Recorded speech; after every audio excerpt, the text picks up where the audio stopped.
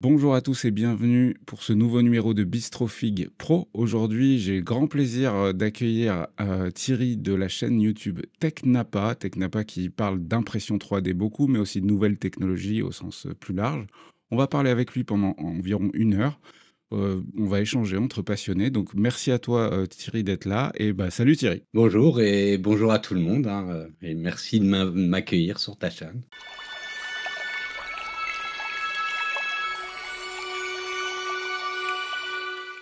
Alors Thierry, on a eu du mal à savoir parce que tu as des journées très très chargées, ce que je peux tout à fait comprendre. Histoire quand même que les gens sachent un petit peu à qui je m'adresse, est-ce que tu peux te présenter le plus brièvement possible voilà, comment tu te présenterais?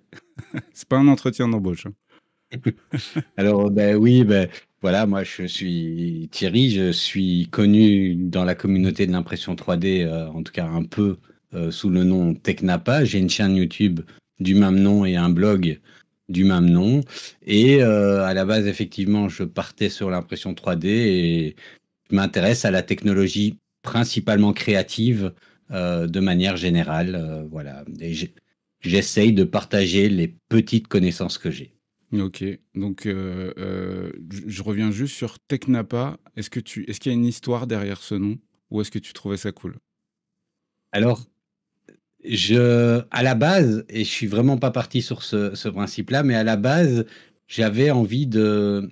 En fait, j'en avais un petit peu marre de voir du YouTube rempli d'hyperkinétique avec une grammaire de vidéos qui correspondait pas à ma génération, hein, Ouais, ok. voilà. Et donc, en bon boomer, je me suis dit, je vais faire un truc genre la technologie à papa, hein, une chaîne de boomer qui va parler comme un boomer. Et Ah, puis voilà, c'est la tech. Donc c'était la technologie à papa. Et en cherchant des jeux de mots, tech papa, tech napa, voilà. très bien, très bien. Tu dis boomer, mais alors sans forcément trahir un secret, à la louche, tu as quel âge? Alors je suis pas vraiment dans la génération des boomers, hein, mais Ah, c'est voilà, boomer comme mes ados me disent. Donc, moi j'ai 44 ans, ok. mais Oui, donc on a quasiment le même âge en fait. Ok, ok, voilà. ok, ok. Très bien. Avant de te lancer dans l'impression 3D, avant tout ça, est-ce que tu serais d'accord de nous raconter un petit peu ton parcours? Parce que je crois savoir en plus que encore aujourd'hui, la chaîne YouTube est une partie de ta vie professionnelle, mais que tu en as une autre. Alors sans forcément rentrer dans le détail, est-ce que tu peux nous raconter un peu Alors comment tu as vécu tout simplement avant d'être sur YouTube? Alors, j'ai un parcours un peu atypique, hein, parce que donc, de base, je suis sociologue de formation. Donc, j'ai fait OK. des études à l'université de sociologie et j'ai fait une bonne partie de ma carrière en tant que responsable des ressources humaines dans l'administration publique belge, jusqu'à ce que c'était plus trop mon truc. Alors, j'ai essayé de faire autre chose dans l'administration publique et je suis arrivé dans ce qu'on appelle le bureau d'éthique et de déontologie administrative chez nous en OK. Belgique. Donc quelque chose de très sérieux. Et là, j'allais représenter la Belgique dans les délégations belges, dans les organisations internationales, à l'ONU, à l'Europe, etc. Donc c'était très sérieux. Ouais. Trop peut-être. Et puis alors est venu le Covid. Et puis, comme chez beaucoup de gens, le Covid, ça a été aussi l'opportunité de repenser ce qu'on vivait, notre bonheur ou non, et toutes ces choses-là. Mmh. Et voilà, désolé, j'ai mis en T'inquiète, silencieux t'inquiète, une il y a pas de notification. souci. Euh, et, et, euh, et en même temps, j'ai aussi appris des mauvaises nouvelles pour ma santé, hein, donc une sclérose en plaques, en gros, qu'on suspectait à ce moment-là. Et je me suis dit, non, mais ça va pas, je vais pas laisser une maladie m'empêcher de chipoter. Il faut savoir que depuis tout petit, j'étais dans l'informatique depuis tout le temps, et aussi je faisais du modélisme. Et j'avais arrêté depuis un moment, donc je me suis dit, c'est le moment de m'y remettre. OK. Euh, Avant ça, quelques années avant ça, 2 ou 3 ans avant ça, j'avais gagné une imprimante 3D et je m'étais commencé à intéresser et en faire pour moi, en fait, pour refaire des décors pour mes maquettes, voilà, vraiment faire Et c'est à ce titre que j'ai commencé à regarder ta chaîne, hein, puisque Yes. tu... voilà, tu faisais pas mal de choses qui m'intéressaient, pas tant au niveau de l'impression 3D, mais plutôt vraiment au niveau de la mise en peinture La miniature, des ouais. choses comme ça. Voilà. Ok. Euh, et donc, je reviens à ce moment, le Covid, je me dis, il y a quelque chose qui va pas, j'aime pas la vie que j'ai, et il faut que je trouve quelque chose à côté. Alors, la première stratégie, c'était de me dire, je vais me lancer sur YouTube et puis partager en fait mes connaissances, partager ma passion autour de l'impression 3D qui était naissante. Hmm. J'avais déjà pris quelques connaissances et surtout, j'avais l'impression que je ne trouvais pas ce que moi j'avais envie de trouver et qu'il y avait peut-être un créneau à prendre. Soit il y avait des vidéos très intéressantes, très techniques, plutôt complètes, mais en anglais. Soit il y avait des vidéos très courtes, hyper kinétiques, dans une grammaire qui m'énervait. Et donc je m'étais dit, il y a peut-être un créneau à prendre, essayer de faire quelque chose comme ça, mais en D'a- français. D'apporter ta touche à cette manière de partager une passion et un domaine qui en plus est un peu technique quand même. Ok, Voilà. ok, ok. Et donc la chaîne YouTube est arrivée comme ça. Et puis voyant, enfin, alors on pourra revenir sur la chaîne YouTube, faire un focus peut-être après, mais pour revenir sur le parcours professionnel, je me suis rendu compte finalement en faisant de la modélisation 3D, en faisant ça, que en fait la créativité était quelque chose, même si j'étais peut-être pas forcément doué, c'est en tout cas quelque chose qui me plaisait. Et donc j'ai décidé de refaire des études de graphisme. Et Ok. donc j'ai fait 3 ans de graphisme et j'ai transformé ma carrière entre guillemets. Donc maintenant j'ai une carrière dans la communication. Mais Voilà. du coup, tu as repris des études de graphisme alors que tu avais 35 ans, quoi. 35, 40 ans. Ouais, 38 ans, 38, 39 ans, ouais, Putain, effectivement. bravo, bravo. Bravo, parce que c'est pas simple. Enfin, j'ai beaucoup d'admiration sur les gens qui sont capables de faire ça, de se replonger dans un domaine d'études, quel qu'il soit, ou d'approfondir un domaine d'études qu'ils ont déjà et de retourner, entre guillemets, je mets ça entre guillemets, sur les bancs de l'école. Bravo, parce que j'en serais, je pense, complètement incapable aujourd'hui. Euh, alors moi aujourd'hui, je crois aussi.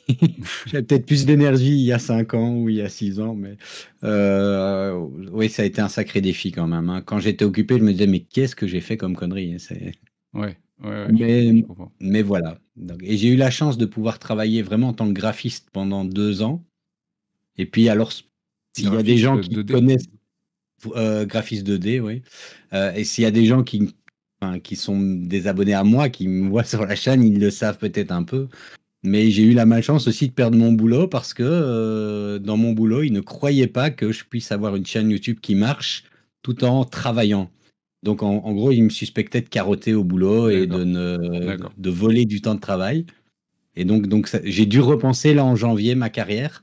Et maintenant, je travaille dans la communication au sens plus large et principalement sur l'intelligence artificielle en tant qu'outil au service de la communication publique. Voilà. D'accord, donc tu es quand même resté, dans entre guillemets «dans les services publics», Oui, voilà, c'est ça. mais tu putain, en plus, sur l'intelligence artificielle, c'est juste génial. Bah, alors pour le coup, les Belges parce que tu es en Belgique, on est bien d'accord?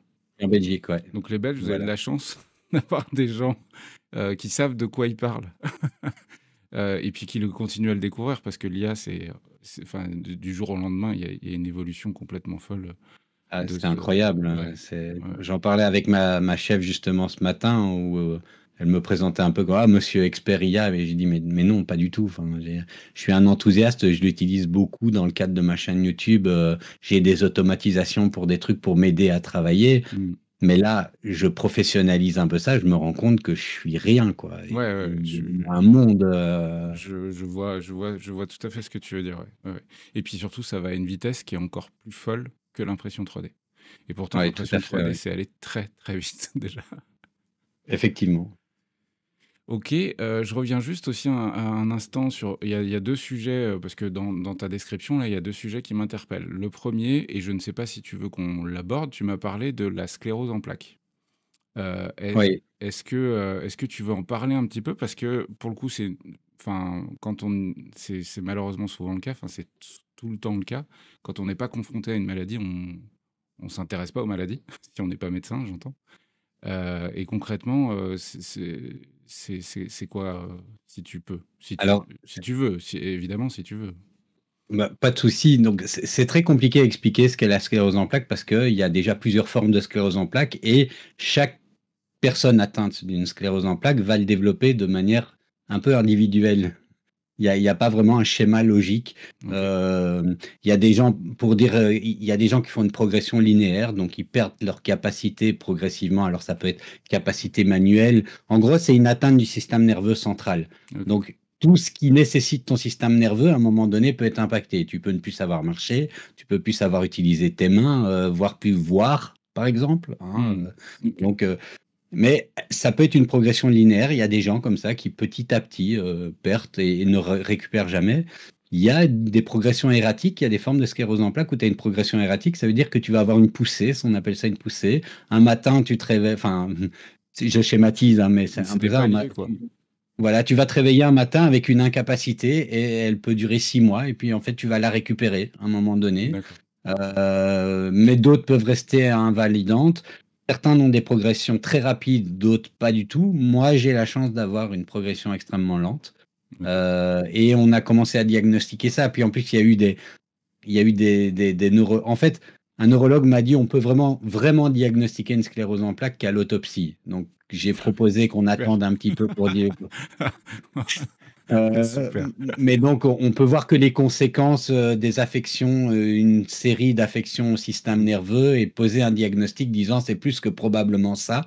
Et il y a des typologies qui fait que voilà. Et à un moment donné, dans la progression de vraiment essayer de savoir quel type de sclérose en plaques et tout ça, j'en ai eu marre des trucs médicaux et j'ai Mmh. plus du tout. Et puis maintenant, j'ai repris un peu, j'ai repris un peu l'analyse médicale. Mais ce qui fait que, bah, par exemple, beaucoup de gens se demandent pourquoi j'ai ça. Ouais. Hein, Ouais. et donc, ça, c'est parce que une des conséquences que j'ai, c'est, tu vois, quand tu te brûles, par exemple, tu vas mettre ta main, là, ta paume sur une poêle, tu vas te brûler, Mmh. tu vas avoir une sensation très désagréable de picotement. Mmh. Si tu mets un gant dessus ou un bandage, le contact de l'air ne passera pas et ça va pas être aussi piquant. Et en fait, moi, j'ai cette sensation de brûlure, mais en permanence depuis 5 ans, D'accord. tu vois. OK. Donc, je mets ça pour ne pas avoir cette sensation de brûlure qui est simplement extrêmement Bah, désagréable. oui, je comprends. Voilà, donc c'est ce genre de choses-là. Il y a des moments où je dois marcher avec une canne et puis des moments où je l'ai pas. Enfin, voilà. D'accord, OK. OK. Bon. Mais voilà. Donc, Oh, mais écoute, ça va. mais En gros, ça va. merci de ces informations. Comme je l'ai dit, c'est malheureux, mais on est tous pareils, c'est qu'avant d'y être confronté, on va pas chercher sur internet toutes les maladies qui existent ou alors c'est qu'on est hypocondriaque, ce genre de choses. Donc au moins, tu vois, j'en ai appris un petit peu plus sur ça. Je te souhaite plein de courage sur ce sujet, vraiment plein, plein, plein Ah, voilà. et puis voilà. Mais revenons un petit peu à nos moutons, mais je te souhaite sincèrement vraiment plein de force pour ça, quoi. Concernant, le déclic YouTube, donc le déclic de faire ta chaîne. Est-ce que tu te souviens du moment où tu t'es dit, que tu sois seul ou avec d'autres personnes: «Je vais faire une chaîne, c'est sûr, je m'y mets demain», entre guillemets «demain» ou dans une semaine ou autre? Alors, il y a eu comment je vais les appeler? 2 raisons un petit peu qui se sont rejointes pour le faire. La première raison, c'était vraiment moi, mon envie de partager. J'avais la frustration d'en fait, pas vraiment pouvoir partager parce que donc j'ai 3 enfants, Mmh. une fille de 17, un garçon de 19 et un plus petit qui a 9 ans maintenant. À l'époque, le plus petit était vraiment petit et les autres en avaient rien à foutre de ce que j'avais à dire dans la technique, dans l'impression 3D, dans tout ce qu'ils voulaient, c'était que je leur peigne une figurine de manga et qu'il l'ait dans la chambre et puis voilà, hein, en gros. Et je sentais un peu, mes potes, ça les intéressait pas. Mon boulot, tout le monde pensait que c'était un truc de bizarre, les impressions 3D. Et ma femme était très patiente et très gentille, mais voilà, c'était pas que son truc non plus Ouais, quand je même. comprends, je comprends. Donc Bon j'étais un chéri, peu ce soir, frustré. il faut que je te parle du dernier firmware de chez Dagoma. Serre-toi un canon. Voilà. Non, mais bien sûr que ça intéresse pas, Et donc j'avais envie d'un peu partager. Voilà. et je cherchais un canal pour partager, un blog peut-être, un blog écrit, et ça m'aurait probablement plus. J'étais quelqu'un d'assez discret quand même, donc et j'aime pas me mettre en avant. Et on en parle dans la chaîne YouTube. On me voit pratiquement jamais dans mes miniatures parce que je suis pas intéressant. Ce qui est intéressant, c'est ce que j'ai à dire ou c'est pas intéressant, mais en tout cas, ou le produit que j'ai à montrer, mais je veux pas. Enfin voilà, c'est une Je chose comprends, comme je ça. comprends, je comprends. Et donc, j'avais pensé au blog. Alors l'autre chose, hein, on revient à la femme.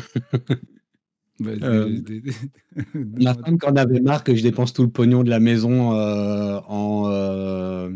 en filaments ou autre, et qui m'a un peu poussé à dire, ouais, mais si tu fais une chaîne YouTube, peut-être que tu arriveras à avoir au moins du filament gratos de temps en temps. Et je me suis dit, bon, allez, Ah, pourquoi elle pas. est pas bête, hein. Voilà.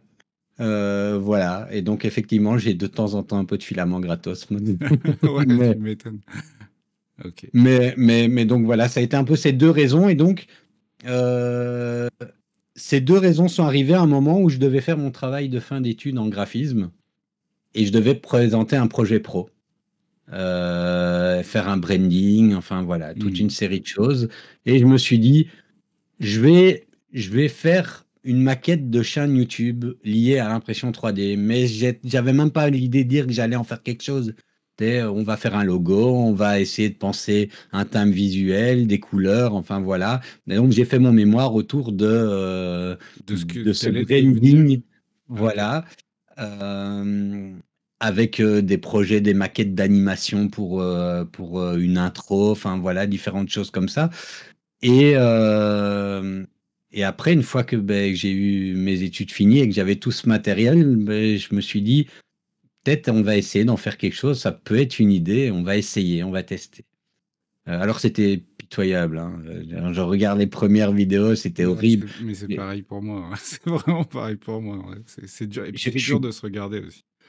oui, et je suis pas un vidéaste, hein, déjà à la base. Alors le montage, je fais tout seul sur la chaîne, le montage vidéo et tout ça, mais j'apprends à chaque fois, petit à Hmm. petit. Et j'ai déjà eu beaucoup de conseils. J'ai eu la chance d'avoir une communauté très bienveillante au début. Commence maintenant avec le succès à avoir un peu moins de bienveillance. On en reviendra peut-être après. Mais en Plus tout les cas, au marches début, sont c'était défilées, plus tu peux choper de ton, quoi. Enfin, voilà, mais au début, c'était très bienveillant, donc j'ai beaucoup appris. Mes images étaient dégueu, je pensais pas à la lumière, la prise de son était horrible. Hmm. Enfin, en fait, je pensais même pas à la prise de son, quoi. J'enregistrais avec le micro de la caméra qui était là, c'est inaudible. Mais voilà, petit à petit, j'essaye de donner, en tout cas, c'est pas professionnalisé parce que j'aime bien garder le côté artisanal, le côté. Ouais. Ouais, là-dessus, je te rejoins et je me reconnais dans. Alors, moi, j'ai découvert ta chaîne, sincèrement, il y a finalement pas si longtemps que ça. Il y a peut-être 6 mois, quelque chose comme ça. Déjà, ça, je l'ai déjà dit à plusieurs reprises, mais je regarde finalement très peu de chaînes YouTube sur l'impression 3D ou sur Warhammer ou sur les trucs qui me plaisent parce que c'est mon quotidien. Et justement, quand je vais sur YouTube, c'est pour voir autre chose. Je regarde des trucs sur le freeride, je regarde des trucs sur les one-man shows, j'aime beaucoup les spectacles. Enfin, tu vois, je regarde sur d'autres thèmes, puis beaucoup de documentaires aussi. Mais c'est vrai que sur le milieu de la 3D, de la sculpture, des figurines, c'est rare. Bref, je t'ai découvert il n'y a pas si longtemps. Et j'ai senti ce même feeling de dire, ça va pas être parfait, mais ça fait partie du package, en fait. Oui, effectivement, et j'ai déjà eu des débats et des discussions. J'ai eu un jour un commentaire avec quelqu'un qui m'a écrit un pavé pour me dire que si on est professionnel, on doit faire comme ça. Et moi, je répondais, non. Euh, En fait, je n'écris jamais aucune vidéo, hein, jamais. Je n'ai pas de script, je n'écris rien, j'y vais à l'impro. Même quand je teste une machine, c'est vraiment l'idée, et je pense que c'est ce qui a marché sur le truc, c'est que je me mets à la place de quelqu'un lambda qui va ouvrir sa boîte et qui va le découvrir. Alors quelqu'un lambda qui a un peu de connaissances, donc je peux Hmm. expliquer ce que je vois. Et puis des fois je me plante, hein, j'expliquerai une anecdote après qui est assez rigolote à ce sujet-là. Mais c'est vraiment l'idée que je vais dire. Donc après, dans le montage, j'essaye un peu de dynamiser ça, hein, qu'il n'y ait Bien pas sûr. trop de lenteur, pas trop de blanc et tout ça. Mais vraiment, la prise de vue, c'est de l'impro total. Et avant de commencer un test, j'ai peu d'infos sur la machine. Et donc l'anecdote, c'est un jour, Elegoo m'envoie une machine, mais sous NDA. Donc pour ceux qui ne savent pas, NDA, c'est on signe une clause qu'on ne parle pas de la machine avant une certaine date, hein. NDA, ça veut dire Non-Disclosure Agreement, avec mon superbe accent anglais. Et ouais, Voilà. c'est ce que... Et donc, il m'envoie cette machine avec absolument aucune info. C'était la Lego Saturn 4. J'étais hyper content de la Saturn 3 Ultra que j'avais. Donc, je me dis, OK, cool. Elle arrive et je vois l'écran qui est enfoncé dans la machine. Et je me dis, putain, elle est pétée. Mais je fais ça en direct, dans les conditions du direct. Euh, je commence à la démonter, tout ça, en Oh disant, bon, merde! ben, je la démonte. J'ai gardé tout ça dans la vidéo parce que je pense que c'est honnête de montrer Bah oui, qu'on bien est, sûr, bien sûr. voilà, hein. Et puis là, je fais, ah, mais il y a un mécanisme. Ah merde, c'est peut-être pensé exprès. Ah, C'est peut-être fait en fait, exprès. le Et en poteau, il fait, descend. oui, c'est ça. Le Ils bac. venaient ils Ouais. venaient sur leur nouvelle technologie Tilt Mmh. où l'écran Mmh. rentre dedans. Sauf qu'à aucun moment, on me l'avait dit, il n'y avait Mmh. pas de fiche technique encore, il n'y avait pas d'autres youtubeurs qui l'avaient vu. Vu qu'on était en NDA, personne n'avait rien. Enfin, on ne pouvait pas s'échanger les infos, quoi. Ouais, c'est surtout que si tu es en NDA, tu peux pas en parler à d'autres youtubeurs. Tu vois, Oui, typiquement, qui si on vont avait été en contact à ce moment-là, même entre nous, on n'aurait pas pu se dire: «Tiens, je viens de recevoir la Lego 704». C'est les espions, tu sais, qui peuvent pas se parler, Oui, mais qui voilà, c'est savent. ça, ouais. Et donc, et voilà, c'est un peu ce côté artisanal, ce côté, j'ai envie de dire à la bonne franquette, j'y tiens. Et donc, j'ai pas envie de professionnaliser plus que ça. Après, avoir une meilleure qualité d'image, une meilleure qualité de son, quand je fais des reportages, avoir des vidéos stabilisées, puisque voilà, j'ai appris à stabiliser une vidéo, hein. Les premiers reportages que j'ai faits étaient super intéressants pour les gens. C'était la visite de l'usine Prusa. Mmh, mmh. Mais elle n'était pas stabilisée, la vidéo. C'était stabilisé à la main avec une stabilisation en post-process logiciel. C'était, ça donnait le vomi, quoi. Ouais, ouais, je vois très bien. Mais enfin, encore une fois, je pense que les gens qui regardent des sujets comme ça, qui sont quand même une niche, hein, une ultra niche sur YouTube, quand tu vas visiter le truc de Prusa, ça va peut-être imprimer ça va peut-être intéresser beaucoup de gens de l'impression 3D, mais en dehors de ça, tu toucheras personne. C'est une Ouais. certitude. Du coup, je trouve que le public dans l'ensemble est extrêmement tolérant à l'égard de tout ça et préfère avoir ce côté limite de ah en fait c'est comme si c'était un copain qui était en train de me montrer les coulisses et que la forme soit pas parfaite mais que le fond soit là plutôt que l'inverse. Et du coup enfin moi en tout cas c'est comme ça que j'apprécie les vidéos sur d'autres sujets. Oui, bah, je suis assez d'accord avec toi, oui, tout à fait. Au niveau de YouTube, alors tu m'as dit que tu avais repris tes études dans le milieu de la communication, donc fatalement, et puis en plus, ton projet de fin d'études tournait autour de ça. Mais comment tu as réussi à te projeter sur le plan de plein de trucs, en fait, concrètement à partir de quand ça rapporte un peu d'argent? À partir de quand je vais arrêter de sortir des sous? Parce qu'on va pas se mentir, quand on lance une chaîne YouTube, au début, on sort pas mal de sous, plus qu'on en fait rentrer, Mhm. et souvent ça dure pas mal de temps. Comment tu as appréhendé tout ça, ce premier contact avec ce mastodonte de YouTube? Alors, ben, au début, c'était vraiment sans prétention et effectivement, je dépensais beaucoup de sous. Ouais. Alors, je dépensais pas vraiment pour la chaîne YouTube parce que bah, je filmais avec mon téléphone dans les premières vidéos, mon atelier était déjà là et mettre en ligne, c'était gratuit. Mm. Donc au début, voilà, c'était comme ça. Et puis très vite, en voyant quelques commentaires, on m'a donné des suggestions. Je me suis dit, je vais quand même acheter une caméra. Donc bah, je me suis acheté, ma première caméra maintenant, j'ai quelque chose d'un peu plus beau, mais la première, c'était une Sony SVE 10, la caméra que beaucoup de youtubeurs avaient à un moment donné. mais sans aucune technique d'utilisation d'une caméra ou de la photo. Donc voilà, j'ai un peu appris comme je pouvais en regardant des tutos vidéo ou autres et en expérimentant. Et puis ça a commencé à faire des frais. Et je me souviens que je disais à ma femme, mais oui, ça fait des frais, mais t'inquiète pas, c'est de l'investissement. Ça rapportera peut-être plus tard. Bah écoute, en tout cas, ça se Voilà. présente bien, ça se présente pas trop mal aujourd'hui. Maintenant, ça se présente pas trop mal, oui. Et je pense que au début, je pensais pas vraiment en chiffres. Par exemple, quelque chose que je ne fais jamais. Et alors, j'ai un fils là qui a 19 ans qui a envie de se lancer sur YouTube et lui, il est très dans cette logique plutôt. On n'est pas le même, on n'a pas la même grammaire, on va dire, au niveau de. Donc, il regarde toujours, il regarde ses stats en permanence. Mais d'ailleurs, moi, les seuls stats que j'ai jamais regardés, c'était le nombre de vues et le nombre de likes sur une vidéo. Jamais je vais faire une. Je vais regarder, tiens, cette vidéo où on voit qu'elle a touché un public plutôt de 18-25 ans. Voilà, ça, c'est quelque chose. J'ai jamais fait. Enfin, je veux dire, j'ai jamais cherché à optimiser Mm. plus que ça. Une chose que j'ai jamais fait non plus et que je me refuse à faire, c'est de chercher un sujet tendance et de créer une vidéo sur base d'un sujet tendance pour dire qu'il faut que je rate pas le coche. En général, je rate le coche. Quand j'imprime Jinx d'Arcane, c'est 6 mois après que la vague Arcane est sortie et pas la semaine où ce serait intéressant de le faire parce que du coup, tout le monde a envie de voir une Jinx. Voilà, Ouais, hein, ouais, pour le dire je vois clairement. l'idée. Donc, je me suis pas vraiment très intéressé au début à la chaîne YouTube en tant que truc professionnel. Mais très vite, j'ai eu des retours positifs et en fait, même des retours des marques. Euh, Parce que j'étais allé au Formnext, mais vraiment, je trouvais ça. Enfin, je vais dire, c'est un salon pour moi, quoi. Mm. C'est. Et là, j'y suis allé et je dois avouer que j'ai eu extrêmement beaucoup de chance, c'est de rencontrer le directeur marketing de Prusa à ce moment-là, qui m'a présenté au country manager francophone. Et très vite, le courant est passé. Et moi, je lui disais ce que je faisais sans prétention.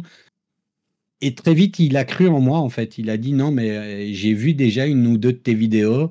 J'adore ce que tu fais. J'ai envie de t'aider à te pousser un peu. Et, et il m'a donné, enfin, ils m'ont ouvert les portes de Prusage. J'avais quoi, 10 000 abonnés, 10 11 000 abonnés. J'ai fait cette vidéo autour de Prusa, on en parlait un peu artisanal et ça m'a fait un boom de connaissances. L'autre sujet aussi, c'est, et ce qui a aidé beaucoup la chaîne, c'est que je m'étais acheté la Bamboo X1C. À la base, j'avais fait le Kickstarter et puis j'y croyais pas, ça avait l'air trop beau. Alors j'ai annulé mon Kickstart. Et puis 2 mois après, je l'ai payé plein pot. Voilà. Parce que finalement, elle était quand même vraiment bien, cette imprimante. Oui. Et j'ai fait très vite une formation qui est assez longue, hein, c'est d'ailleurs l'une des vidéos les plus regardées sur ma chaîne, la formation complète à Bamboo Studio. Et ça m'a vraiment apporté beaucoup de monde Mm. sur la Mm. chaîne. Et puis j'ai fait pas mal de contenu sur Bamboo. Euh, et au départ, j'étais pas du tout soutenu par Bamboo, c'était vraiment une initiative personnelle. Est-ce que tu as vraiment accroché avec les machines bambou? Euh, alors, oui et non.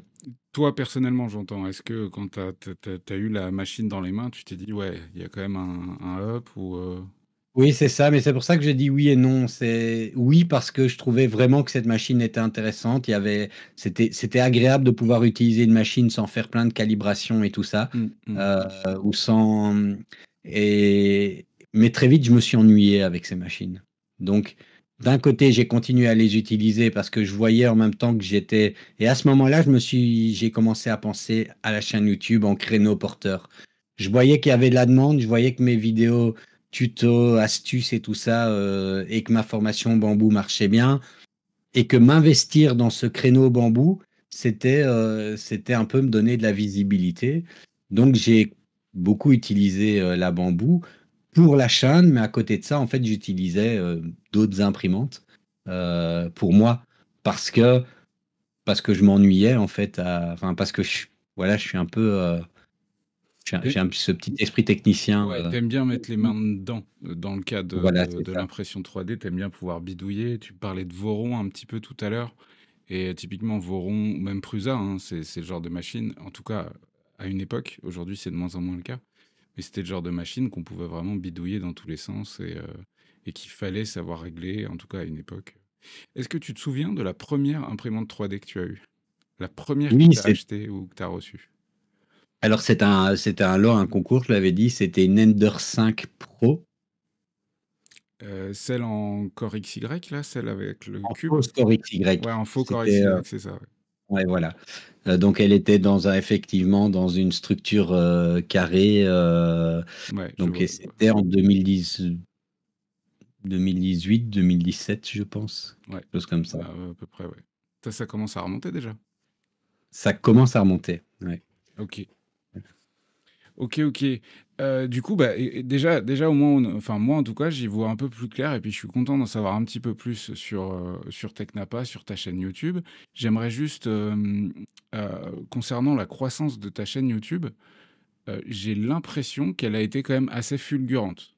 Alors, je me base aussi sur d'autres chaînes YouTube qu'on peut trouver sur Internet et je constate que, ouais, t'as vraiment pris un up. J'ai regardé, là je me permets de te faire une remarque et évidemment après, libre à toi, qui m'a interpellé, c'est, j'ai regardé, je sais pas si c'était un de tes lives, rediffusés ou je sais plus le nom de la vidéo, il faut m'excuser, où en fait tu expliquais aussi que dans le cas, de vidéos où tu recevais des machines, tu étais prêt à, mettre un peu de sous dans la promotion des vidéos. Ouais. Et ce truc-là, je te jure que je l'ai découvert grâce à toi. Je savais même pas que c'était possible. Alors, effectivement, c'est une marque qui m'avait conseillé de faire ça. D'accord. À la base, donc, et la vidéo en question, je me souviens, j'avais été attaqué un matin disant que j'achetais mes abonnés. Et donc, c'est la première fois que j'ai fait un titre putaclic et une vignette putaclic Dès que de tu prends trop Technapa achète d'abonnés, ses ouais. abonnés. Voilà. Dès que tu prends trop d'abonnés d'un coup, c'est forcément un truc qui va t'arriver sur la tronche. Et donc, effectivement, quand je reçois une machine en revue, enfin, clairement, on a un peu, on se sent une responsabilité vis-à-vis de la marque. Alors, en Mm. tout cas, c'est mon cas. Je Euh, m'imagine. on peut avoir mis tout ce qu'on pouvait dans la vidéo. Si on voit qu'elle décolle pas, on est gêné. Ça, c'est le premier côté. Et deuxième côté, et ça, c'est lié. Tu m'as demandé un petit peu à partir du quand la chaîne commençait à décoller. À un moment donné, j'ai professionnalisé quand même la chaîne, Ok. c'est-à-dire que quand je commençais à recevoir des machines, à générer des revenus, ben, je veux pas être plus catholique que le pape, mais je veux quand même être un peu catholique. Et donc, j'ai pris chez nous en Belgique, j'ai fait une activité complémentaire, j'ai pris un numéro de TVA, j'ai commencé à déclarer les revenus que j'avais. Bien sûr. Parce qu'en plus, moi, en tant que fonctionnaire, ben, si je fais de la fraude fiscale, je suis viré en tant que fonctionnaire. Donc, voilà, je voulais Tu pas peux de pas déconner problème là-dessus, quoi. avec ma vie à moi. Et évidemment, ben, ça engrange des coûts, Mm. hein. Je dois payer des cotisations sociales, même si elles sont minimum, ben, tous les trimestres. Enfin, Non, mais je bien sûr, dois. bien sûr. Et donc, j'ai dû commencer à penser un peu avec un esprit d'entrepreneur. Ouais. Ouais, ouais. Et faire la promotion de ces activités est un des outils Bah, bien sûr, de bien sûr. l'entrepreneur. Oui, c'est pour ça Voilà. que ma manière de t'en parler, elle était absolument pas accusatoire ou je ne sais quoi d'autre. Et au contraire, c'est même presque plus bienveillant parce que bah, le fait de t'entendre le dire, je suis allé voir moi, parce que j'y vais quasiment jamais sur mes stats YouTube et tu sais, le YouTube Mhm. Studio, j'y vais quasiment jamais, à part quand je mets une vidéo en ligne en fait. Et du coup, je me suis dit, mais attends, c'est quoi ce menu? Je suis allé voir le menu, j'ai fait putain, mais je peux mettre 50, 100 balles pour que le truc. Et du coup, depuis, j'ai fait le test. Et par contre, j'ai vu quand même un écart de visibilité des vidéos entre une où tu vas mettre un peu de rond et une où tu vas pas en mettre. Il y a quand même un écart que je trouve important. Ben oui, effectivement. Alors, en fait, moi, au début, je voulais pas le faire parce que j'avais un peu un syndrome de c'est pas honnête, hein. Et puis, j'ai en fait une marque, je parlais avec une marque qui me disait, mais vous savez que nous, tous nos influenceurs le font, hein. Tu vois, Ça fait partie du truc. j'étais C'est, à la ramasse du coup. et donc, je me disais, oui, et en fait, il faut même savoir que si nous, on le fait pas, Par exemple, mon ami Isinon, que tu connais peut-être, qui était sur mon live, il a une Oui, chaîne oui, oui, j'ai aussi. vu. Oui, oui, absolument. Ouais, ouais. Il a une vidéo qui a fait 1 million de vues. Pourquoi? Pour un bête truc, un truc à la con, je sais plus ce que c'était. C'était ouais, un machin thermique là pour voir euh, Ah, comment ça s'appelle? un détecteur thermique, tu veux dire, Oui, c'est à ça. vision thermique pour voir Oui, les c'est fuites ça. d'air Une froid ou d'air caméra chaud. Une thermique, caméra voilà. thermique, voilà. Ouais, ok. Une connerie. Il a fait 1 million de vues dessus. Pourquoi? Parce qu'en fait, la marque, comme sa vidéo ne faisait pas assez de vues, elle-même a boosté la vidéo avec les outils de YouTube. Sauf Ouais, qu'elle l'a boosté à mort. ouais, ça, je l'ai appris aussi, c'est que effectivement, les marques peuvent le faire en ton nom aussi. Ouais. Voilà. Et donc oui, effectivement. Et ça m'a apporté des abonnés. Maintenant, il y a un truc dont il faut pas se cacher, c'est que on n'a pas beaucoup, et ça dans la vidéo, je l'expliquais, on n'a pas beaucoup de maîtrise sur ce qu'en fait YouTube fait de notre demande. Nous, on dit, on veut que vous touchiez des gens qui parlent français, qui s'intéressent à l'impression 3D, on veut que vous mettiez 30 balles, on veut que vous cibliez ces pays, et c'est tout ce qu'on a comme Mm, contrôle. mm. Et c'est vrai que je constate que quand je fais ça, j'ai des abonnés qui arrivent, mais j'ai pas beaucoup d'engagement derrière ça. Mm. C'est pas des abonnés qui vont commenter toujours. Certains, oui, hein, je vois qu'il y a des nouveaux noms qui arrivent dans les commentaires, mais d'autres pas. Pas toujours les Donc en meilleurs. fait, non, je pense qu'en fait, tu as des gens, ils voient, ils s'intéressent, ils cliquent abonner, mais en fait, c'est voilà. Donc je suis en réflexion des fois à me demander si c'était une bonne chose pour avoir une croissance organique, vraiment. Mais malheureusement, c'est vraiment compliqué parce qu'en même temps, on est un peu dans un monde concurrentiel et Bah ouais, c'était. si tu es le seul à pas le faire, ben, Je tu suis restes bien derrière d'accord. Je les suis bien autres, quoi. d'accord. Justement, Euh, ouais, c'est typiquement le genre de sujet que j'avais envie d'aborder avec toi parce qu'en fait, le fait de devoir en parler, après, je me suis renseigné quand même un peu sur le truc. J'ai demandé à d'autres personnes présentes sur YouTube qui sont plus dans le milieu du jeu de figurines, du jeu de rôle, etc., s'ils utilisaient ce truc. Parce que je leur disais, putain, t'as entendu parler, on peut booster les vidéos en payant. Il me dit, bah oui. Je dis, mais putain, pourquoi personne m'en a parlé? Et j'ai constaté qu'ils le faisaient tous, en fait. Tous. Il n'y en a pas un, alors peut-être pas sur chaque vidéo, mais qu'ils l'ont déjà tous utilisé plusieurs fois, et si ce n'est beaucoup. Dans le cas, dans ton cas à toi, dans le cas de l'impression 3D, et du coup d'un domaine technique, mais qui se veut commercial, qu'on le veuille ou non, les fabricants d'imprimantes 3D, ils veulent vendre des imprimantes 3D. Et pourtant, ta volonté de rester le plus objectif possible, comment tu arrives à te situer là-dessus? Parce que tu vois, moi, je suis justement dans la démarche là, parce que moi aussi, alors, j'ai pas du tout le nombre d'abonnés que tu as, mais pour autant, j'ai beaucoup de marques qui me contactent. D'ailleurs, pas que à propos de l'impression 3D.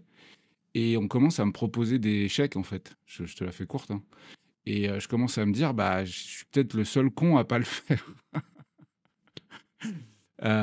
Et du coup, voilà, toi, de ton côté, maintenant que tu as 3, 4, 5, je sais, j'ai même pas regardé combien tu avais d'abonnés, mais tu es C'est à plus de 100 000, 135 quoi. 000 quelque chose Ouais, là, voilà. 135 000, ouais. Donc, t'es à 4-5 fois plus que moi. Comment tu arrives à gérer ce truc-là, en fait, à gérer ce rapport professionnel avec les annonceurs et de garder ton...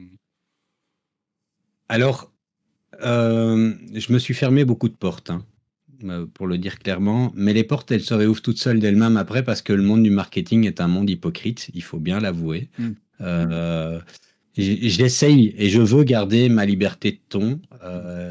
La seule chose que j'accepte, c'est de donner la vidéo non référencée pour qu'ils puissent me dire non, mais là, tu as vraiment dit une connerie. Ça m'arrive, hein, si je me trompe sur quelque chose, si je dis cette Ah, machine ne possède pas ça, ok, tu les là, je veux renvoies bien. la vidéo avant de la mettre en ligne, c'est ça que tu veux dire? Alors, pas toujours, s'ils me le demandent, je veux D'accord. bien accepter ça.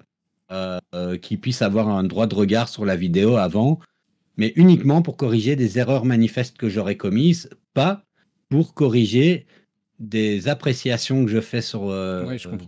Je comprends. sur la machine. Et c'est arrivé avec artillerie, par exemple. Donc j'avais acheté une artillerie. Moi, je m'étais acheté les premières artilleries. J'aimais beaucoup ces imprimantes-là. Les X1, X2, elles étaient cool, hein. Voilà, c'est ça. Hmm. Et puis ils ont sorti la X3, les X3, X4 et ma revue était mitigée. Je disais en fait que je trouve qu'Artillerie a perdu son âme. Hein. C'était des copies des Elegoo. J'avais plus cette hype dans la machine, elle se démarquait pas, il y avait rien de vraiment particulier, que la machine en soi était pas mauvaise, c'était pas la meilleure des machines du moment, mais qu'en tout cas ce momentum qu'ils avaient eu où ils arrivaient en fait avec une proposition où on parle d'eux était plus là. Mais tu Et penses. donc ils m'ont Alors, demandé de retirer tout ça. je suis désolé, je t'arrête juste un instant D'accord. sur le sujet de Artillery, parce que moi, j'ai l'impression inverse. C'est-à-dire que justement, ils sont arrivés avec quelque chose de plus fini que les autres, et du coup, enfin, moi, je l'ai pris en pleine tronche, la X1, je me suis dit, ah putain, on commence à avoir des trucs vraiment cool. Et j'ai le sentiment qu'après, ils ont été copiés par tous les autres, qui ont fait mieux beaucoup plus vite qu'eux, et que du coup, quand Oui, on a eu la peut-être. X3, X4, bah, ils étaient à la ramasse. Mais j'ai vraiment plus ce sentiment-là dans le cas d'Artillery, tu vois. Et effectivement, mais tu vois, si tu vois la X3, X4, c'est vrai, même avec les petites lignes un peu futuristes, c'était le clone de c'était Saturne. Attends, c'est Jupiter. Enfin, je sais plus le nom de Ouais, les planète noms chez de. Lego. Ouais, ouais. Ouais, Ouais, c'est ouais, je vois. Neptune. C'est Neptune. les Neptune, oui, Neptunes, c'est je ça. pense. Voilà. C'était les mêmes lignes, un gris qui se démarquait pas, alors qu'on avait quand même une identité C'est vrai. forte chez Artillerie avant. Et ils m'avaient demandé de couper ça au montage. Et je leur ai dit non. Alors, ils m'ont dit qu'ils travailleraient plus avec moi. Ouais, ouais, je Et comprends. j'ai dit tant pis. Voilà, c'est pas grave. Et puis je crois, un mois après, ils m'ont rappelé en disant ah, ma chaîne a continué à progresser. Et puis ils ont fait ah, on a une nouvelle machine, Est-ce la que toi plus, est-ce que vous aussi, voulez pas la tester? est-ce que toi aussi, les responsables influenceurs des grandes marques, ils changent tous les 2 mois? Ah oui, oui, On oui, est d'accord, c'est ouf, c'est hein. dingue. Hein. Ils changent tous les 2 mois. Et alors, ce qui est amusant, c'est il y en a avec qui on finit par un peu sympathiser. Il faut Mm. pas oublier quand même que Bien ça sûr. reste des humains. Euh, mais ils changent et ils changent de marque. Et du coup, du jour au lendemain, C'est une vrai. marque qui voulait plus travailler avec toi, c'est ah bonjour, c'est machin chouette. On s'est vu, je travaillais à l'époque pour BQ. Maintenant, je suis là. Je veux vraiment travailler avec toi. Je dis, ah chouette, cool. Je vais pouvoir tester Ouais. cette marque-là. Je vois. Et j'en parlais avec mon pote, il dit non. Je disais, moi, Xtool, je sais pas pourquoi, je suis blacklisté chez Xtool. Ils me répondent jamais. Ils veulent pas. Et alors, on me dit, bah, attends simplement, quand la personne au marketing aura changé, ça se trouve, ça ira. Tout à Parce fait. que oui, je sais pas, il y a beaucoup de turnover dans leur boîte. Ouais, mais j'ai l'impression que c'est pareil pour tout. Moi, c'est avec Reality que j'avais eu un souci à la sortie de la K1. Et typiquement, à peu près le même genre d'histoire que Artillery, avec NDA, avec l'envoi de la vidéo avant de la mettre en ligne, et changement de propos. Ils veulent changer le fond de certains. Parce qu'en plus, la K1 que j'ai reçue, c'était une catastrophe. Et du coup, je me suis brouillé avec eux. Ils m'ont dit, tu mets pas ça en ligne. Et vu que enfin, en tout cas, moi, sur ma chaîne, je parle beaucoup moins d'impression 3D que toi, hein, mais mon leitmotiv, ça a jamais été de faire des vidéos où je vais faire une vidéo pour ne faire que dénigrer une machine. Si vraiment c'est de la merde, j'en parle pas. Et ça, je le dis dans plein de vidéos. Si vraiment c'est un truc tout pourri, j'en parle juste pas et je parle des trucs que j'ai utilisés souvent pendant de longues périodes, plutôt que de faire des vidéos très courtes. Ça m'est arrivé hein, quand même d'aborder des sujets. Mais ouais, c'est pas simple hein, de garder Mais des moi, bons rapports avec tout ça. j'ai choisi aussi un angle d'attaque qui me facilite le boulot. Mhm. C'est que en gros, je montre et j'essaye pas de vendre. Et ça, c'est vraiment un truc que je dis toujours. T'entendras jamais dans mes vidéos, waouh, ça c'est le super truc, franchement, c'est le meilleur plan de votre vie et tout ça. Moi, je montre et les gens tirent les conclusions qu'ils veulent. Je dis éventuellement ce qui pour moi est bien ou Et pas. Je dis, mieux ah, que... j'apprécie qu'ils aient fait ça. Mhm. Là, c'est quelque chose que je trouve bien. Ils ont mis la bobine sur le côté, pas à l'arrière. Moi, ça va me Mhm. faciliter le boulot. Et si quelqu'un qui regarde ma vidéo entend ça et se dit, ouais, c'est vrai, moi aussi, en fait, je trouve ça plus appréciable, il en tire les conclusions qu'il veut. Et c'est un angle qui me permet de pas détruire, de pas être dénigrant. Et par contre, si j'ai un truc négatif à dire, j'essaye. Alors ça, c'est mon passé de RH, hein, mais j'essaye de parler en point d'amélioration. Ouais, C'est ouais, jamais je comprends. c'est de la merde ce truc, qu'est-ce qu'ils ont foutu, mais si Creality m'écoute, je leur conseille quand même de penser une prochaine fois. Voilà, c'est un peu cette manière de faire. J'essaye de prôner un peu de bienveillance quand même. Hmm. J'aime pas ce côté tranché où on est obligé de dénigrer, clasher, taper, dire de la merde. Non, et puis Voilà. il y a un truc qu'on a tendance à oublier, ça je le vois, moi j'aime beaucoup le cinéma, les séries, ce genre de trucs. En même temps que je travaille, je regarde des dizaines de trucs. Et il y a une quantité de chaînes critiques de cinéma qui est complètement folle. Il y a vraiment une quantité de contenu sur la critique de cinéma qui est folle, quoi. Et du coup, j'en écoute certaines, j'en regarde certaines. Et le seul truc que maintenant, sur lequel j'arrive à mettre des mots, c'est justement ce fait que quand tu passes ton temps à critiquer, que ce soit une imprimante 3D ou un film ou autre, même s'il y a un moment où ça a chié, il faut pas oublier que ça a forcément été un truc de longue haleine pour des dizaines de personnes. Et que oui, ils ont peut-être chié à un moment, mais n'empêche qu'ils ont fait ce qu'ils ont pu avec ce qu'on leur a permis d'avoir. Et je pense que c'est une posture qu'on sait avoir. Alors, je sais pas comment font certains. J'apprécie pas tous les créateurs de contenu dans l'impression 3D. Il y en a quelques-uns avec qui j'ai des animosités Ah oui? particulières et notamment parce qu'il y a eu des campagnes de dénigrement contre moi. Ah Je veux dire, merde! je vais pas donner des noms, mais j'ai Je un suis de mes pas du tout au sponsors courant. qui m'a envoyé un mail d'un gars qui disait oui, faut pas travailler avec lui, regardez ses nombres d'abonnés, c'est pas logique, il achète ses abonnés, c'est du faux contenu, enfin et un de mes concurrents, hein, enfin un concurrent, pour moi c'était pas un concurrent, pour moi c'était un pote de l'impression 3D, c'était quelqu'un, enfin, tout le monde a sa place.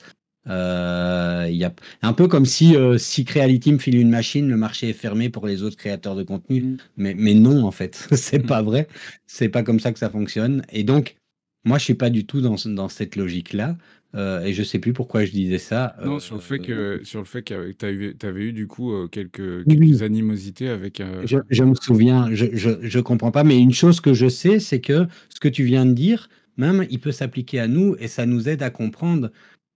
Toi, moi, les gens que je connaisse qui sont créateurs de contenu, on passe des fois des heures.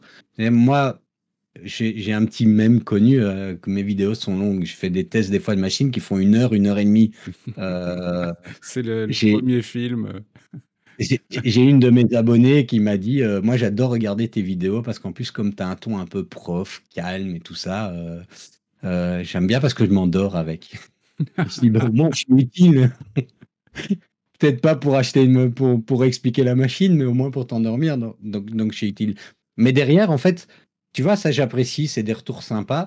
Mais je sais que j'ai passé des heures. Hein, et quand tu as passé des heures et que tu reçois juste un commentaire qui disait de toute façon, t'es vendu, t'as reçu la machine gratuite, tu peux rien dire. Ouais, bah attends, quand t'as 40 heures de boulot derrière pour une machine à 400 balles, ouais, enfin, non, je sais pas. évidemment, Je veux dire, évidemment. moi, avec le salaire que j'ai, sans vouloir me la péter, si c'était que ça qui m'intéressait, je m'emmerdais pas à faire des vidéos et je m'achète la machine. Bah Mmh. voilà. Mmh. Ouais, non, C'est, je comprends, je comprends. donc, et effectivement, on se rend compte enfin, je veux dire, je suis quelqu'un un peu d'hypersensible, je pense, et ça me blesse vraiment quand j'ai des commentaires méchants à mon égard, qui mettent en cause mon intégrité, parce que c'est pas un cheval de bataille marketing, c'est vraiment un cheval de bataille que j'ai. Je déteste les influenceurs. Tu sais, pour moi, avoir le mot influenceur au début, c'était une torture, quoi. Ouais, Je moi suis aussi. devenu un Ouais, influenceur. ouais, je vois, je vois. Il y a un côté péjoratif un petit peu quand même, hein, très clairement. Oui, c'est ça. Et moi, justement, je voulais pas influencer. Je voulais montrer Mmh. et que les gens aient leur libre arbitre et leur sens critique. Euh, mais après, Il y je a discutais avec quelqu'un et je disais, mais tu sais, faut arrêter d'être hypocrite dans votre sens aussi, parce que vous voulez acheter une machine sans vous tromper. Donc, vous voulez voir des vidéos YouTube de gens qui vous montrent cette machine. Mais vous voulez pas que ces personnes soient payées pour faire la vidéo, donc vous voulez qu'il y ait des gens qui soient assis sur une chaise à se dire, ah, il y a quelqu'un qui veut acheter la machine, il faut que je travaille pour rien à lui montrer la vidéo.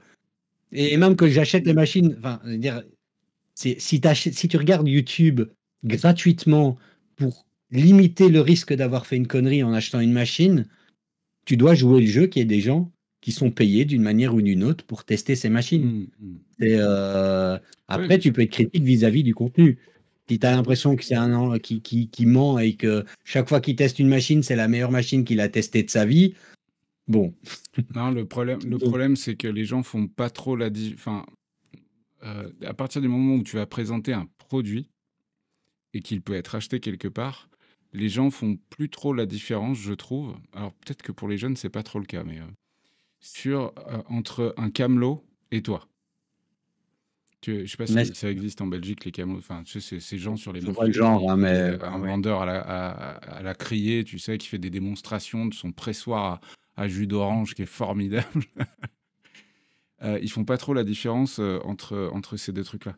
Moi, il y a juste un autre petit sujet donc, qui concerne toujours YouTube et justement cette espèce de relation qu'on peut avoir aussi bien avec les autres annonceurs qu'avec les autres YouTubeurs qui présentent le même genre de vidéos. Et c'est concernant un truc dont j'ai mis très longtemps à m'en rendre compte, hein. Et en plus, là, pour le coup, encore une fois, j'ai moins d'abonnés que toi, donc à ton échelle, c'est peut-être encore plus complexe. C'est qu'on le veuille ou non, on a une influence sur les propos qu'on tient. Oui, c'est vrai. C'est-à-dire que même si tu vas dire, moi j'ai des gens, d'ailleurs s'ils se reconnaissent, je leur fais des bisous parce que je les aime beaucoup, mais j'ai des gens dans mon entourage de YouTube qui regardent mes vidéos où je vais dire, bah ça franchement, par exemple des pinceaux, bon, ils tiendront pas longtemps, mais franchement pour le prix c'est cool. Et j'en ai certains, à partir du moment où je parle d'un produit, quel qu'il soit, ils le commandent. Et ça, j'ai mis longtemps à le comprendre, en fait. Parce que tu le veuilles ou non, tu rentres un peu. Il y a forcément un noyau dur de ta communauté qui. T'es rentré un peu dans leur vie, entre guillemets, entre grands guillemets, tu vois. Mais s'ils te voient 2, 3, 4 fois par semaine, t'es le Pujadas des temps modernes, en fait, pour eux. Parce que les gens regardent plus. Alors, je suis désolé, Pujadas, tu connais peut-être pas. En France, c'est un Si, si, présentateur à si. la télé, mais ce que je veux dire, c'est que, tu sais, pour nos parents, il y avait tel présentateur télé, c'est quasiment devenu quelqu'un de la famille. On le voit tous les jours, il présente les infos, ce genre de trucs. Et ben, pour les générations qui arrivent, qu'on le veuille ou non, pour certains en tout cas, on peut devenir ce genre de personnalité, quoi. Et ça, du Mais coup, je c'est pense dur que à gérer. c'est bien de s'en rendre compte et c'est effectivement un peu dur à gérer, mais on a une responsabilité vis-à-vis de ça. Quoi qu'on fasse à partir du moment où on devient un visage, alors public, hein, puisque oui, malgré tout, on est sur YouTube, sur des Mm. vidéos publiques, on a une responsabilité dans ce qu'on dit. Et c'est donc d'autant plus vrai qu'il faut essayer d'être le plus intègre possible et pouvoir défendre son beefsteak. Parce que si je dis, enfin, pour le dire clairement, si pour me faire un peu de sous, je dis du bien d'une machine qui est une vraie merde, et que quelqu'un enfin, je vais pas juger cette personne, mais elle est, alors je vais essayer de parler en français et pas en belge, mais Vas-y, elle touche je veux le bien, quoi. RSA, elle a pas beaucoup de moyens, elle a économisé un peu parce qu'elle veut vraiment ça, elle voit ce que je fais, ça lui donne vraiment envie, et elle aura fini par acheter cette machine, en fait, elle aura que des merdes avec et tout ça, mais finalement, ça va être de ma faute. Mm. Entre guillemets, ou en tout cas, je vais avoir contribué à ce qu'elle ait fait un mauvais choix et à ce que l'argent qu'elle avait économisé durement, alors que moi, ben, la machine, je l'ai eu gratos, je l'ai testé, ça n'a que très peu d'impact pour moi d'avoir vécu une mauvaise expérience avec. Mm. Et je pourrais très facilement dire, ouais, la machine a quelques soucis, mais ça va pour m'assurer un billet derrière. Et ça, enfin, c'est une conscience individuelle que les créateurs de contenu doivent avoir.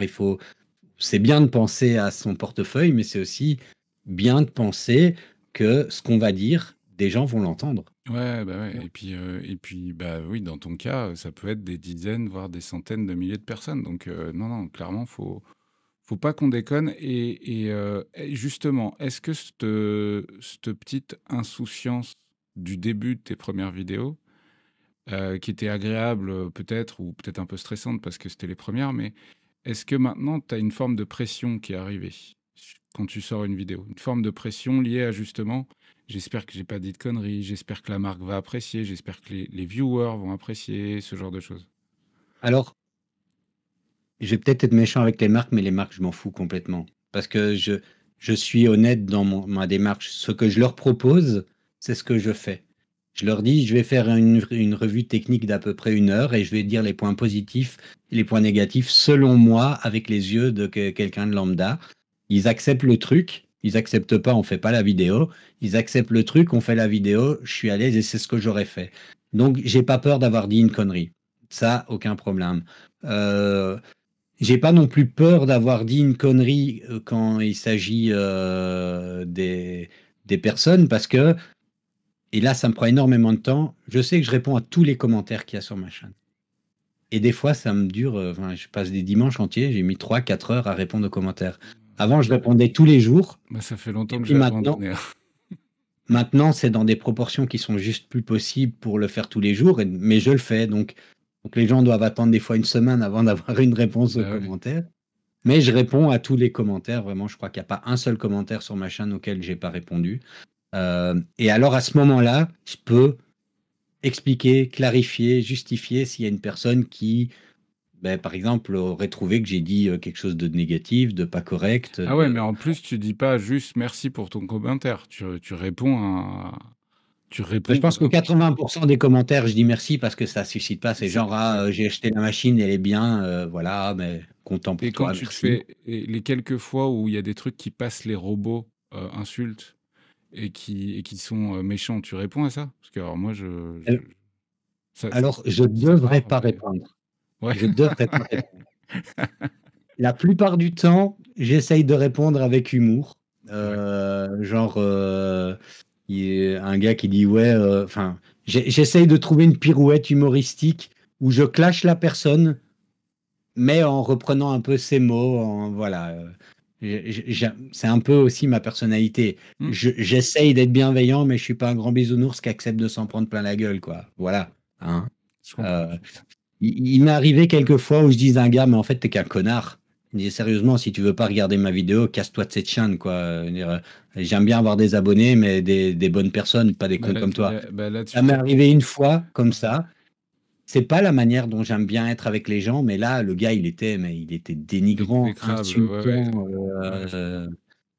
Mais bon, Mais voilà. Alors t'as que du toi, tu mets courage ton d'y cœur dans répondre. la vidéo, quoi. Ouais, ouais. C'est, T'as du courage d'y répondre. Moi, les quelques-uns qui, parce que moi, je trouve que dans l'ensemble, j'ai le sentiment depuis 7-8 ans sur YouTube, de, même si ma chaîne est toute petite, hein, mais de voir que c'est plutôt bienveillant dans l'ensemble, dans les commentaires, et que ça s'améliore un petit peu avec le temps, j'ai l'impression. Mais alors, par contre, quand je vois des trucs comme ça qui me demanderaient plus de 1 minute à répondre, dans le cas où c'est un commentaire méchant, je le shadowban et c'est réglé en fait. D'ailleurs, j'ai des gens shadowban sur ma chaîne, je vous fais des gros bisous, qui publient, à chaque fois que je fais une vidéo, ils publient des trucs pour me tailler ou pour m'insulter. Sauf que ce qu'ils savent pas, c'est que personne ne le voit. Et eux sont persuadés que c'est présent sur le truc parce que avec leur compte, eux peuvent le voir, quoi. Enfin bref. Donc tu as du courage de répondre à tous les commentaires. Moi, non, j'ai juste pas le temps, en fait. Enfin, je sais pas il y a, comment tu il y arrives a, à trouver tout ce temps, surtout que il tu y as un a deuxième une boulot, quoi. personne que j'ai shadowban. Une personne, alors bon, c'est public sur ma chaîne, hein, mais j'ai fait une pause dans ma chaîne YouTube il y a 2 ans parce que ma petite sœur est décédée et c'était compliqué, voilà. Et à un moment donné, ben, je fais une vidéo où je l'annonce, quoi. Et je dis, ben voilà, je vais prendre une pause. Petite sœur est décédée, c'est un moment difficile pour moi, j'ai pas le cœur et l'âme à travailler là-dessus. Hmm. Voilà. Et le gars m'avait répondu, franchement, se servir de la mort de ta sœur pour faire des vues, t'es vraiment qu'une merde, un truc comme ça. Et là, je me suis dit, soit je lui réponds ce que je pense du fond de mon cœur, et soit je le shadowban. Et je l'ai shadowbanné. Voilà. Ouais, bah, je pense que tu Parce as que, bien fait. Parce que tu avais autre chose à faire à ce moment-là. Je comprends, je comprends, je comprends. Ok, ok. Écoute, dans l'ensemble, en tout cas, à propos de la chaîne YouTube, est-ce qu'il y a, selon toi, des sujets que j'aurais oubliés, en tout cas autour de la chaîne Technapa? Typiquement, c'est quoi tes projections? Est-ce que tu veux vivre à 100% de la chaîne et puis finir par alors non, arrêter pas ton du tout. travail? Non? Non, pas du tout. Pas du tout pour deux raisons. Déjà, j'ai très envie d'orienter autrement la chaîne. En fait, je suis quelqu'un qui sait difficilement dire non. Alors, c'est pas que pour une question de pognon, c'est même vraiment. Mais quand les marques proposent une machine, tendance à dire oui. Et donc, ma chaîne a pris une orientation trop, à mon goût, revue. Euh, et puis porté par le fait que les gens disent on adore tes revues, enfin, par exemple, je sais que toi, tu en as fait une, je sais pas si tu as eu la chance d'avoir un partenariat ou si tu t'es acheté la Bamboo H2D. Moi, ils m'ont envoyé 15% de réduction. Ah J'ai oui, dû la commander, mais j'ai eu une réduction de 15% sur le prix, quoi. moi j'ai même pas eu de réduction, moi c'était juste niet. Voilà, Ouais. je ne sais pas. Euh, Donc, mais en tout cas, je je te m'étais acheté la filerai les revue. contacts. Je m'étais acheté la machine et j'ai eu des retours positifs par rapport à cette. Je suis fatigué, je sais La même plus H2D. pourquoi je dis. Voilà, voilà. Oui, la HDD, mais je sais même plus pourquoi je disais En fait, ça. Mais tu parlais du fait que ta chaîne s'orientait peut-être trop sur les oui, revues. voilà.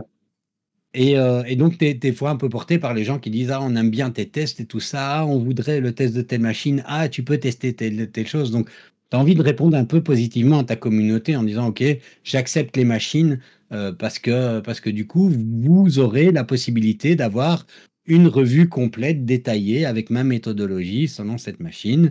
Et puis moi, en général, je prends pas un billet en plus de la machine. Donc, quand c'est une machine à 300 balles, comme là et les goûts, ben, je fais une revue complète, ça dure plusieurs heures du montage et tout ça.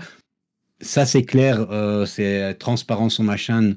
J'ai pas l'atelier qui me permet de garder toutes les machines que j'ai, donc je revends régulièrement via mon profil Facebook. Et j'ai mis en place d'abord un groupe Facebook, le Ouais, Marché des certaines Makers, machines. certaines machines. J'essaye toujours que ce soit vendu à un très bas coût pour permettre aux gens, en gros, on l'achète pour 30% ou 50% de son prix original quand on passe via moi, parce que déjà, elle a été un peu utilisée et puis ça permet à des gens qui ont moins de moyens de Mhm. s'équiper. Donc je filtre un peu, j'essaye de prioriser ceux qui sont mes abonnés que je vois. Voilà. Mais porté par là, j'accepte trop de revues. Et en fait, c'est pas ce qui me plaît. Ouais, je dirais même que ça commence à m'emmerder profondément de faire des tests et des revues de machines. Ça, Et moi, je veux je faire du peux le projet. comprendre. Ouais. Et donc, l'Avoron, effectivement, c'était un projet. Je trouvais ça super cool. Il y a 15 vidéos qui, étape par étape, font les trucs. Là, je suis occupé de faire un life size du T800 de De Terminator. Terminator, trop Euh, cool. Voilà, donc c'est le fichier de Gamebody, hein, je sais pas si tu le vois Non, mais avec ouais, le je petit, vois à peu près le T800, je vois à quoi il ressemble. Ouais. et ça, c'est le genre de contenu que j'ai envie de faire un petit peu plus. J'ai été aussi pas mal connu par mes tutos, mes astuces et tout ça, et donc c'est des choses que j'ai un peu laissé de côté parce que justement, il y avait trop de revues techniques. Mhm. Et je voudrais faire plus le reste, les reportages. J'ai un format qui s'appelle Rencontre en 3 dimensions où ben, je vais chez des. Là, par exemple, dernièrement, j'ai été dans une école. J'avais essayé d'avoir de la part d'un sponsor des machines pour équiper une école qui avait été détruite par une inondation il y a 2 ans, une école technique. Creality a répondu présent, donc je suis allé leur apporter des machines Creality Super. et du filament. Et ça, c'est le genre de format qui me plaît. Et c'est vers ça que je veux amener la chaîne. Et justement, je voudrais qu'il y ait moins de relation à l'argent, du coup. Donc, pas avoir à être obligé de négocier avec des marques pour et après revendre des machines. Enfin, tout ça, j'aime pas ça. J'ai un petit côté anticapitaliste qui se réveille en moi chaque Je fois. comprends, je comprends. Mhm. Ok, donc c'est plutôt tourné vers les projets, vers les rencontres aussi, vers les salons, ce genre de choses que tu aimerais Oui, t'orienter. c'est ça. Hmm. J'ai envie de montrer que l'impression 3D, c'est plein de chouettes choses. Visiter Bah, des usines, pas forcément que celle de Prusa, mais peut-être d'autres aussi, ce genre de choses. oui, ça, franchement, c'est le genre de truc Alors, j'ai des plans là, j'ai quelques idées, j'ai quelques contacts qui pourraient aller dans ce sens-là. Alors là, je te parle d'un truc, enfin d'une marque. Est-ce que tu connais la marque de filaments Ariane Plast? Je connais la marque, oui. Ouais, et ben eux, ils produisent en France. Je crois qu'en plus, c'est pas loin de la frontière belge. Il y a peut-être un truc à faire. C'était pas le premier à me dire que je dois les contacter. Ouais. J'avais fait une vidéo sur Francophile, Oui, qui est je une vois. autre marque Mm. française, et on m'avait dit oui, contacte Ariane Plast. Voilà, ça fait partie de la. Oui, parce qu'en plus, je me fais plaisir en faisant ça. Oui, et C'est- ça, faut pas je, l'oublier, en fait. je sais que ça va rendre. Et c'est plus facile de transmettre des émotions et des vidéos où on sent de l'enthousiasme et de l'énergie. Alors, je sais ce que je vais dire, je l'ai déjà dit sur ma chaîne, ça va énerver plein de gens. Les gens qui justement disent ouais, vous avez des machines gratuites et vous n'êtes pas content. Mais quand tu testes 40 machines sur une année, eh ben, la hype d'ouvrir une machine, elle est plus là. Bien sûr. Tu vois, t'as pas cet enthousiasme de dire. Je peux tout à fait comprendre quand tu achètes, quand tu as économisé et que tu as acheté ta machine, elle arrive, ouah, c'est trop cool, tu es content, Mm. tu veux la tester. Et moi, quand j'ai une machine qui arrive à la maison, c'est encore du travail. Ouais, Voilà. je vois très très bien le délire.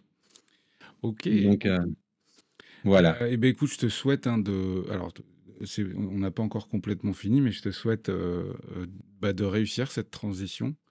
Et je n'ai absolument aucun conseil à te donner, mais juste un avis de copain maker. Fais ce qui te plaît. Oui, Trouve un exactement. moyen de faire ce qui te fait kiffer, ça se ressentira dans les vidéos que tu fais. Et du coup, elles marcheront.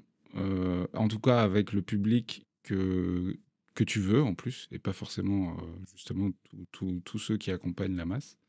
Fais juste ce qui te plaît, quoi. Enfin, en tout cas, moi, c'est mon leitmotiv sur la chaîne. C'est pour ça que des fois, pendant une semaine, 2 semaines, 3 semaines, j'ai pas de vidéos qui sortent. Parce que c'est le moment où soit j'ai pas envie, soit j'ai pas le temps, soit voilà.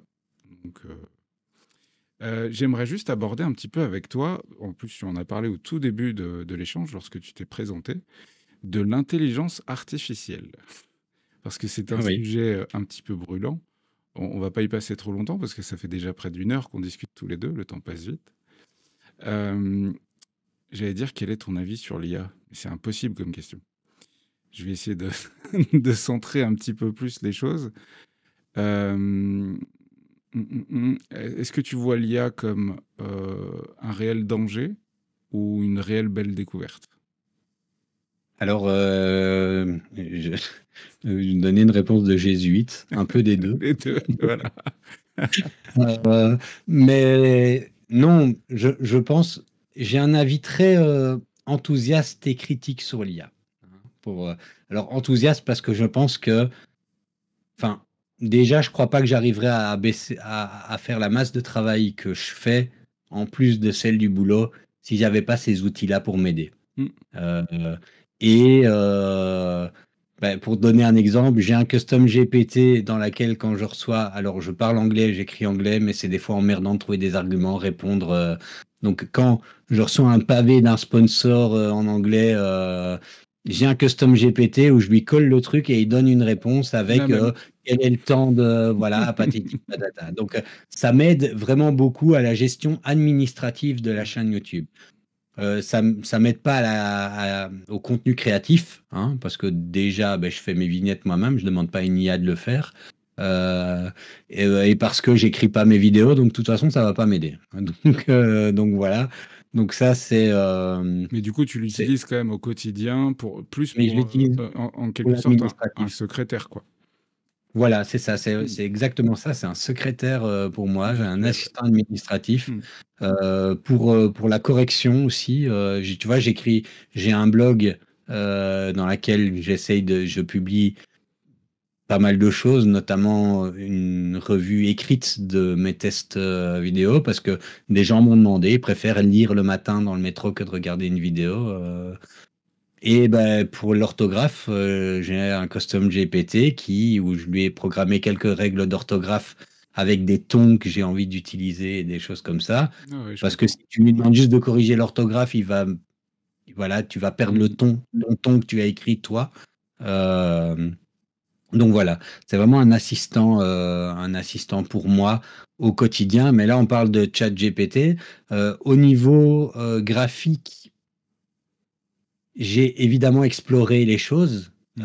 Je suis moins enthousiaste De un, parce que je sais qu'il y a beaucoup de gens qui vivent de leur création graphique et que ce que commence à pouvoir faire l'IA peut les mettre en péril. Donc, je ne suis pas convaincu qu'on doit à ce point y aller à fond, et d'autant plus que ça soulève des questions de droit d'auteur. Hein. Bon, je pense que tu as suivi un petit peu ça, le Ghibli style. Bien sûr. Eh ben, c'est questionnant pour le droit d'auteur des créateurs derrière. Donc voilà. Donc je suis plus réservé, mais par contre là où j'ai un souci, et c'est un petit peu ce que je prône dans mon service, puisque moi, en gros, mon boulot, c'est d'explorer des outils qui peuvent être utiles à la gestion d'un service de communication publique. Hein. Et c'est de dire qu'il faut faire attention, c'est à la médiocrité, parce que euh, c'est pas magique l'IA. Hein. Ça paraît magique, mais c'est pas magique. Ça donne des tests pleins d'hallucinations, plein de raccourcis, Mm. avec une formulation, une grammaire un peu standardisée, mielleuse, qui n'a aucune figure de style un peu recherchée. Et donc, ben, ça donne un truc qui est médiocre. Et médiocre dans le vrai sens du terme, pas mauvais, dans le sens moyen, dans le Moyen. sens... Mm. voilà. Et si tout le monde se met à utiliser l'IA pour tout, tout le temps, eh ben toutes les créations artistiques, toutes les créations écrites, tout va tendre vers ce médiocre. Hein, et on va finir par se dire, oui, ok, c'est moyen, mais en même temps, j'ai gagné beaucoup de temps. Alors, ça vaut le coup que ce soit moyen. Et ça, c'est ça la crainte que j'ai. C'est... Et à côté de ça, ceux qui prendront le temps de ne pas faire du médiocre auront soit l'opportunité d'être dans un secteur de niche et être payés très cher parce que ce seront les seuls qui ne le feront pas, soit n'existeront pas parce que ils sont pas vendables, Mm. ce qu'ils vous proposent n'est pas. Et enfin, toi, tu fais par exemple de la modélisation 3D. On est loin maintenant de pouvoir taper un prompt et dire fais-moi une figurine Warhammer machin avec un bouclier de tel truc. On n'y est pas encore tout de suite, mais si on y est dans 2 ans, ben, ceux qui vivent de la modélisation 3D vont avoir quand même un peu une inquiétude. Si tout le monde peut, dans Maker World, taper un truc et ça sort bien. Donc, Alors, pour le coup, dans le cas de la 3D, moi, je le vois venir à 200 km, cette possibilité de générer du modèle 3D en quelques clics, surtout à base d'images, plus à base de texte, mais finalement, la transcription du texte à l'image peut se faire sans que nous, on la voit. oui, c'est ça, ouais. Donc en gros, tu peux très bien, à partir d'un texte... je suis sur certaines alphas de Tripo, par exemple, ou putain, je bouffe le nom à chaque fois de l'autre, là, très connu. Moi, je vois des ups fulgurants. Je suis à deux versions au-dessus des versions actuelles. Des ups littéralement fulgurants sur la qualité du rendu du fichier OBJ, STL ou GLB qui est fourni à la fin, qui est quasi aussi bon qu'un scan 3D. Et du coup, et qu'un scan 3D, pas un scan 3D Kinect, hein. Je te parle d'un scan 3D dentaire, au micron près, tu vois, ce genre de choses. Donc oui, j'ai quelques inquiétudes, mais après, j'ai une vision peut-être un petit peu différente sur la question des droits d'auteur, moi je trouve que c'est plus un vrai problème pour l'humanité qu'un atout. Mais ça, si tu veux, on pourra peut-être en parler un petit peu plus Oui, dans une autre vidéo, pourquoi pas, pour échanger à ce sujet, quoi. Mais ok, ben, ok, concernant l'IA, et aujourd'hui, du coup, ton boulot autour de l'intelligence artificielle, en tant que conseiller, si j'ai bien compris, concrètement, tu alors, fais quoi, si je peux me permettre? alors là, concrètement, je fais des explorations d'outils pour voir ce qui, euh, en fonction de plusieurs contraintes, hein, dans l'administration publique, on a des contraintes de sécurité, on a des contraintes de coût, on a des Ouais. contraintes de charge serveur, on a donc quels outils peuvent être des outils dont on peut faire la promotion pour l'usage dans notre contexte public, Ok, et quels outils sont ceux qu'on doit éviter d'utiliser dans ok, notre contexte. ok. Une sorte d'éclaireur pour, Voilà. pour un service public qui a des contraintes vraiment très précises, quoi. Voilà, et donc pour un exemple très simple, quand DeepSeek est sorti, la première question qui est arrivée, parce que ça arrive même jusque sur les bancs du Parlement, c'est Bien est-ce sûr. que dans les administrations on peut utiliser DeepSeek pour des raisons de sécurité, de fuite des données, enfin voilà. Ouais, bien sûr, bien sûr. Ouais, je comprends. Ok, ok. Eh ben, écoute, moi, en tout cas, j'ai fini à peu près 30% des questions que j'avais prévues, mais ça fait déjà plus d'une heure qu'on est ensemble. Peut-être Je que... suis bavard. Bah, alors, t'es bavard, je le suis aussi, et puis on parle d'un sujet commun, donc fatalement, je pense que si on pouvait se boire une bière à un bar, on pourrait rester un petit peu de temps, mine de rien.